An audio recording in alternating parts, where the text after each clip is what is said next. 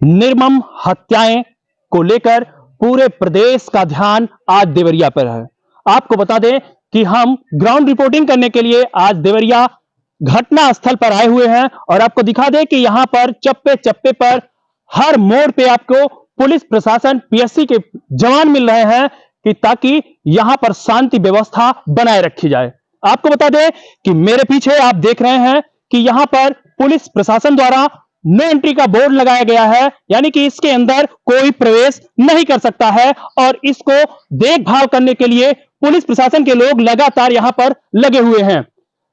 5 ब्राह्मण परिवार और 1 यादव परिवार के सदस्यों की यहां पर हत्या हो जाती है और मामला क्या था? सिर्फ और सिर्फ जमीनी विवाद। आपको बता दें कि मामला 2014 से यह चल रहा है और 2023 चल रहा इस समय। 9 वर्ष के लंबी समय में कितने लेखपाल आए गए और कितने प्रशासनिक अधिकारी आए और गए, लेकिन इस जमीनी विवाद को यदि हम सुलझाने की बात करें तो कोई अधिकारी कर्मचारी इसको सुलझाया नहीं। साफ शब्दों में कहें तो जो आज वर्तमान जो लेखपाल हैं, वर्तमान जो जिम्मेदार अधिकारी हैं, सिर्फ उनको ही नहीं सस्पेंड करना चाहिए बल्कि पुराने अधिकारी जो हैं, जिनके देखरेख में जो 1 साल 2 साल 3 साल लगातार यहां पर रहे और इस जमीनी विवाद को सुलह समझौता या जो भी उचित न्याय संगत कार्य हो उसको नहीं कर सके। उसको करने की जिम्मेदारी अपने उच्च अधिकारी को सूचना देने की जिम्मेदारी उन सबसे छोटे अधिकारी कर्मचारी की होती है, लेकिन वह अपनी जिम्मेदारी सही से नहीं निभाए।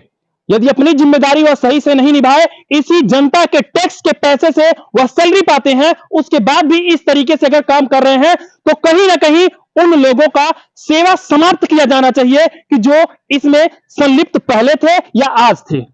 आपको बता दें कि मेरे पीछे आप देख रहे हैं कि यह ब्राह्मण परिवार का घर है और इसी घर में वह कांड हुआ है। 5 लोगों को एक कमरे में ही मार दिया गया और आपको बता दें कि जो ऊपर की तरफ वह टीन सेट दिख रहा है आपको, उसी कमरे की यह पूरी घटना है जो सोशल मीडिया पर वीडियो वायरल हो रहा है। उसी कमरे में 5 लोगों को मार दिया गया। आप देख सकते हैं तस्वीरों के माध्यम से कि पूरा का पूरा वो टीन से लेके यहां तक यह गरीब ब्राह्मण परिवार का घर है जिसमें यह लोग निवास करते थे। और यहां तक कि बड़े लोगों की बात छोड़ दें तो बच्चों को भी नहीं छोड़े। हालांकि इस जो यहां पर सोशल मीडिया पे और अन्य जगहों पे जो वीडियो वायरल हो रहे हैं, लोगों के प्रतिक्रियाएं जो वायरल हो रही हैं, उसमें से कई सवाल उठते हैं। पहला सवाल यह है कि क्या ब्राह्मण परिवार के द्वारा यादव परिवार को बुलाया गया? लोग कह रहे हैं कि फोन करके बुलाया गया। अगर फोन करके बुलाया गया तो उनके नंबर को ट्रेस करना चाहिए और कौन बुलाया। कुछ लोग यह कह रहे हैं कि उनको नहीं बुलाया गया, वो स्वयं से आए थे और किसी दूसरे का भी हाथ है।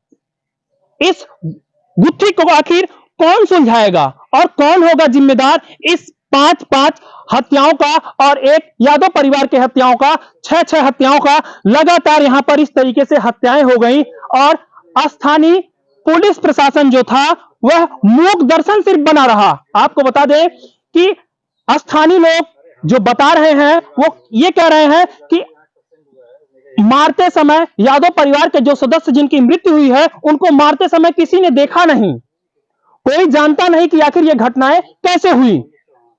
और आधे घंटे बाद लोग यहां पर आते हैं, योजनाबद्ध तरीके से 100-125 लोगों की संख्या में लोग बता रहे हैं कि यहां आते हैं और एक परिवार के 5 सदस्यों को मौत के घाट उतार दिए। आपको बता दें कि जिस तरीके से यह निर्मम हत्याएं हो गई हैं, कहीं ना कहीं योगी शासन पर भी लोग सवालिया निशाना उठा रहे हैं। हालांकि यादव ब्राह्मण के लोगों इस तरीके से यादव ब्राह्मण में लोग उलझाना चाह रहे हैं और लगातार आपको बता दें कि लोग अपनी राजनीतिक गोटियां सेट करने में लगे हुए हैं कि कम से कम हमारा वोट बैंक हो जाए। निर्मम हत्याओं पर जिस तरीके से ये नेता वोट बैंक की राजनीति कर रही हैं, यह कहीं ना कहीं बेहद दुखद और संवेदनशील है। इस संवेदनशील घड़ी में जो इस तरीके की घटनाएं हो गई हैं, आपको बता दें, जो जमीनी विवाद है, यह जमीनी विवाद में जितने भी राजस्व कर्मी हैं, जो राजस्व के जिम्मेदार अधिकारी हैं, उनके खिलाफ भी कड़ी से कड़ी कार्रवाई होनी चाहिए। आपको बता दें कि लोग बता रहे हैं कि स्थानीय जमीन जो है, इधर हम आपको दिखाने की कोशिश करेंगे कि स्थानीय जो जमीनें हैं, इन्हीं सब जमीनों की वजह से यह इस तरीके से घटनाएं हुई हैं। और यादव परिवार के सदस्यों का कहना है कि 2014 में हम इस जमीन को उनके भाई से लिखवा लिए थे, लेकिन यदि लिखवाए तो पैसा कहां दिए, हार्ड कैश दिए या खाते में दिए। और स्थानीय लोग यह भी कह रहे हैं कि यदि 10 बीघे कोई जमीन अपना बेचता है तो उसके पास आज ऐसा तीन टप्पर नहीं रहता, आज उसके पास अच्छी बिल्डिंगें होती, अच्छे सुख सुविधाएं का वो भोग करते। हालांकि जो इनके भाई, जो जमीन जिनके बेचने की बात कही जा रही है, उनके नाम से लोग बता रहे हैं, स्थानीय लोग, कि यहां एक भी ईंट नहीं है। आखिर 10 बीघे जमीन बिकी, 10 बीघे जमीन की कितने पैसे में दिया गया, उनके खाते में गया कि नगद कैश दिया गया, और नगद कैश दिया गया तो पैसा कौन लिया और उस पैसे का उपयोग कौन किया। और उस समय यादव परिवार की सोर्स ऑफ इनकम क्या थी कि 10 बीघे जमीन एक बार में वो खरीद लिए।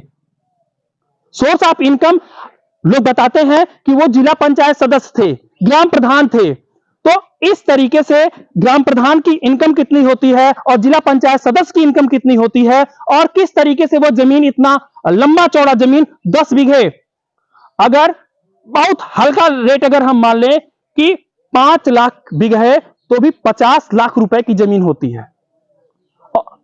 और स्थानीय लोग यहां बता रहे हैं कि करीब 30 से 40 लाख रुपए बीघे यहां पे जमीन है, लेकिन मिनिमम यदि हम मांगे तो उतना पैसे का ब्राह्मण परिवार क्या किया और किस तरीके से दिए पैसा।